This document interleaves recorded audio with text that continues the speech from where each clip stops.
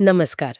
आज हम बात करने वाले हैं जियो फाइनेंशियल सर्विसेज और दुनिया की सबसे बड़ी एसेट मैनेजर ब्लैक रॉक के बीच हुए एक बड़े गठजोड़ की, जियो ब्लैक रॉक। जी हाँ, ये काफ़ी चर्चा में है आजकल। बिल्कुल। तो चलिए इस पर थोड़ी गहराई से पड़ताल करते हैं। हमारे पास इस पार्टनरशिप पर काफी जानकारी है और देखना यह है कि क्या ये भारतीय निवेश बाजार में वाकई कोई बड़ा बदलाव लाएगा। सवाल तो बहुत अहम है। देखिए, ये है एक 50-50 जॉइंट वेंचर, मतलब दोनों कंपनियों की आधी-आधी हिस्सेदारी। अच्छा। और शुरुआत में दोनों ने मिलके करीब $150 मिलियन लगाए हैं। 150 मिलियन, यानी कि लगभग 1250 करोड़। हाँ, बिल्कुल। और इनका प्लान एकदम साफ है। भारत में डिजिटल फर्स्ट, मतलब टेक्नोलॉजी पर आधारित म्यूचुअल फंड लाना, सलाह देना, वेल्थ मैनेजमेंट और स्टॉक ब्रोकिंग सर्विसेज शुरू करना। और जिस तेजी से ये सब हो रहा है वो भी कमाल है। सेबी ने, मतलब हमारे मार्केट रेगुलेटर ने, मई 2025 में ही इन्हें म्यूचुअल फंड चलाने का लाइसेंस दे दिया, एएमसी लाइसेंस जिसे कहते हैं। जी। फिर जून 2025 में इन्वेस्टमेंट एडवाइजर का लाइसेंस भी आ गया और अभी 27 जून को स्टॉक ब्रोकिंग वाला भी मिल गया। मतलब सब कुछ बहुत जल्दी जल्दी हो रहा है। हाँ, ये रफ्तार दिखाती है कि वो कितने सीरियस हैं, मतलब बाजार में जल्दी उतरना चाहते हैं और शायद रेगुलेटरी प्रोसेस भी तेजी से निपटा रहे हैं। और साथ ही इन्होंने सही लोगों को सही जगह पर रखा है। जैसे सिड स्वामीनाथन है, वो अब एएमसी के सीईओ हैं। अच्छा, इनका नाम तो सुना है, पहले ब्लैक रॉक में ही थे शायद। हाँ हाँ, वही थे। खरबों डॉलर के एसेट्स मैनेज करते थे। मतलब अनुभव तो जबरदस्त है। और मार्क पिलग्रिम है, वो एडवाइजरी बिजनेस देखेंगे। तो टीम तो अनुभवी लग रही है। और टेक्नोलॉजी की बात करें तो ये ब्लैक रॉक का अलाडिन प्लेटफॉर्म भी ला रहे हैं भारत में। जी, अलाडिन। ये अलाडिन क्या चीज है? मतलब सुनने में तो बड़ा फैंसी नाम लगता है। आम निवेशक के लिए इसका क्या मतलब है? देखिए, इसे ऐसे समझें कि अलाडिन एक बहुत ही शक्तिशाली रिस्क एनालिसिस टूल है। Risk analysis. हाँ, ये बहुत सारे डेटा को देखकर ये बताता है कि किसी निवेश में कितना जोखिम हो सकता है, कहाँ छुपा हुआ है। अब तक ये टेक्नोलॉजी ज्यादातर बड़े-बड़े संस्थानों के पास ही थी। अच्छा।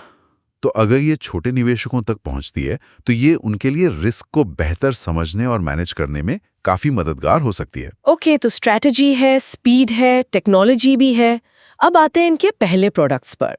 13 जून से 2 जुलाई के बीच 3 डेट फंड्स के एनएफओ लॉन्च हुए हैं। जी, new fund offer, liquid fund, money market fund और ओवरनाइट फंड। इनमें खास क्या है? मतलब क्यों कोई इनमें निवेश करे? ये तीनों ही कम जोखिम वाले विकल्प हैं और छोटी अवधि के लिए। छोटी अवधि मतलब? जैसे ओवरनाइट फंड तो सिर्फ 1 दिन के लिए, लिक्विड फंड 91 दिन तक के लिए और मनी मार्केट फंड 1 साल तक की मैच्योरिटी वाले इंस्ट्रूमेंट्स में पैसा लगाते हैं। अच्छा। और खास बात है कि इनमें घुसना आसान है। न्यूनतम निवेश सिर्फ 500 रुपए है। सिर्फ 500 रुपए? ये तो बहुत कम है। हाँ, बिल्कुल। और एग्जिट लोड, यानी अगर जल्दी पैसा निकालना चाहें तो जो चार्ज लगता है वो या तो बहुत कम है या है ही नहीं। तो ये उन लोगों के लिए अच्छा हो सकता है जिन्हें बहुत कम समय के लिए अपना पैसा कहीं पार्क करना है, सुरक्षित रखना है। 500 का मिनिमम इन्वेस्टमेंट तो साफ इशारा है कि ये ज्यादा से ज्यादा लोगों तक पहुंचना चाहते हैं। अच्छा, बाजार ने कैसे रिएक्ट किया इस पर? जियो फाइनेंशियल का शेयर तो भागा है। हाँ बिल्कुल। पिछले 5 दिनों में करीब 9% उछला है। ये दिखाता है कि निवेशकों में उत्साह तो है। वो जियो का जो बड़ा नेटवर्क है ना, 700 मिलियन से ज्यादा यूजर्स, हाँ वो तो है। और ब्लैक रॉक की जो ग्लोबल पहचान और टेक्नोलॉजी है, इसके कॉम्बिनेशन में काफी पोटेंशियल देख रहे हैं। लेकिन जैसे ऑनलाइन डिस्कशन चल रहे हैं रेडिट वगैरह पर, कुछ लोग सावधानी बरतने की भी बात कर रहे हैं। हाँ, वो बात भी बिल्कुल सही है। देखिए, उत्साह अपनी जगह है, लेकिन जैसा किसी ने कहा कि ब्रांड नाम बड़ा है पर एनएफओ का मतलब गारंटीड रिटर्न नहीं होता। सही बात है। ये याद रखना बहुत जरूरी है। ये एक नई एएमसी है, अभी इन्हें मार्केट में खुद को साबित करना होगा। किसी भी एनएफओ में रिटर्न की कोई गारंटी नहीं होती। तो मतलब माहौल तो बना है, पोटेंशियल भी दिख रहा है, कम लागत, टेक्नोलॉजी पर आधारित निवेश, शायद उन छोटे शहरों और कस्बों तक भी पहुंचे जहां अभी बड़ी कंपनियां नहीं पहुंच पाई हैं। बिल्कुल, इनका विजन यही है, सस्ता, आसान, तकनीक वाला निवेश।